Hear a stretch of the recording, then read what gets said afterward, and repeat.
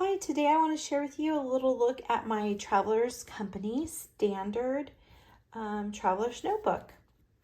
On the front cover, I have the little Midori zip pouch, a little travel zip pouch, and it has like a little adjustable elastic on it. It comes in multiple colors, so I really love that to keep some items on the go with me. I could take that off. On the front, I know I do get asked this on the front, I use little tiny dots of glue, and that is how this is adhered on here on the corners. You can see. And if I did want to remove it, I can take it off and use my little sander or little nail file sander, and it takes the glue right off and down to the leather. So I carried that with me.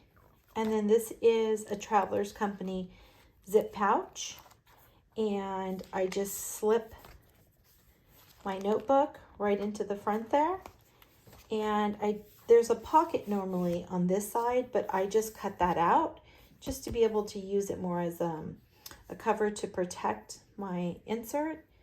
And this is a standard grid size insert, and I'll give you a little look at that. In the back I have another one, and I just tuck that into the back pocket. You can use that back piece and tuck it just into the back pocket. This is a new one that I had recently started.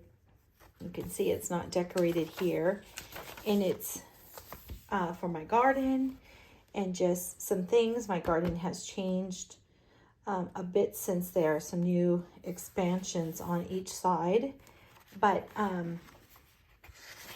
yeah, so that was my garden one, and I'm working on a few things in there, so I tossed it in here, but normally it's not. And then this is sort of my one that I grabbed for when maybe an idea strikes, or a quote or a poem or some books or some stuff I'm studying. I think in my last video I shared I'm really into masterclass right now. There's so many great classes with so many people teaching on them. It's just fabulous. And if I want to try a little drawing, some tips to myself, this is the sampling of my pencils, colored pencils, so I know what they kind of look like at a glance. I have finally completed getting all the colors. And then again, some more tips, some washi samples. So a little creative. This was the redo of my creative space. I would say all of this got changed exactly to how it is here. And then some added decorations. This ended up really serving me well, this new design and layout and adding things. It's great.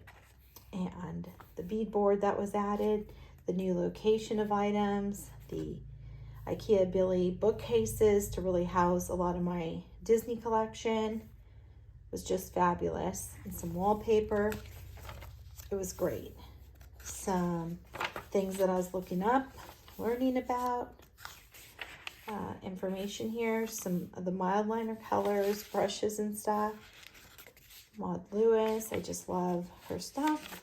Some information, more information like I learned about her. I love to learn and look up, and just knowledge is just like, I can't get enough. I love to read. I love history. So this is my new little museum checklist.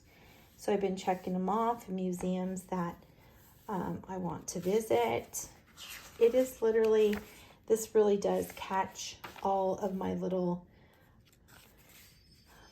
things that are kind of going on with me at this moment, at this time. I know a lot of times people call it a commonplace book, a creative journal, my planner even. And I just know, like Wayne Dyer, who I just really love his thoughts on things, but I love how he says it doesn't matter what you call it. Like, it doesn't matter what you call water, you don't get wet from the word water. So the same thing, you can call this whatever you want that makes you happy. It's not like the outcome of it. So these are my master classes. These are the ones that I've taken, and then I have probably like another 10 or 15 that I've started or I'm in between or nearing the end of, but they were really great. And so I may jot down, and then I like to add in a little creativity in between.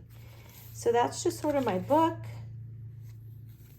and a little study guide, some Travelers Company stores, and marking off ones I visited, a nutrition class I took with my husband. This was his nutrition thing, but I jotted down the info because I thought it's some great tips to go by. And then just some different little things here, garden tips. So I like lots of stuff on a page, on a cover, however that may be. So even in note-taking, it doesn't go without some doodles, some stickers, some information. But this is just a look inside mine. So when I go to sit down or take notes or need information right now, this is my go-to notebook for that. And when this gets filled up, I just put it in my hutch. And if I have to reference back to it, great. Here's a new little stamp I got. I just love her. She's so cute. And then, of course, you're still working on the pages. So sometimes the decoration comes first, and sometimes it comes much later. It's just sort of wherever the inspiration comes. And then I just have plenty more little pages here. And I don't start one for a new year or anything like that. I just start it as needed. So that ends up working out perfectly. This one just happens to be in 2023. And I'm sure I'll wrap it up by the end of the year. So it just may be that I start a new one for the new year. Just coincidental. I just begin them as needed. Some little cute stickers and such. So this is just sort of my one that I gravitate towards. And like I said, it's note-taking and all that different stuff. I do have a Hobonichi A6, and that is really just for like art journaling, creative journaling. That's all I do in there. It's not notes, it's not study, it's not any of the above.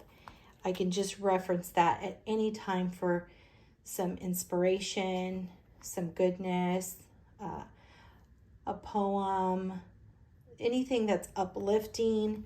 I could really just randomly turn to any page in there. Something I may want to share with somebody, a poem or something that I heard and loved that I maybe want to pass on.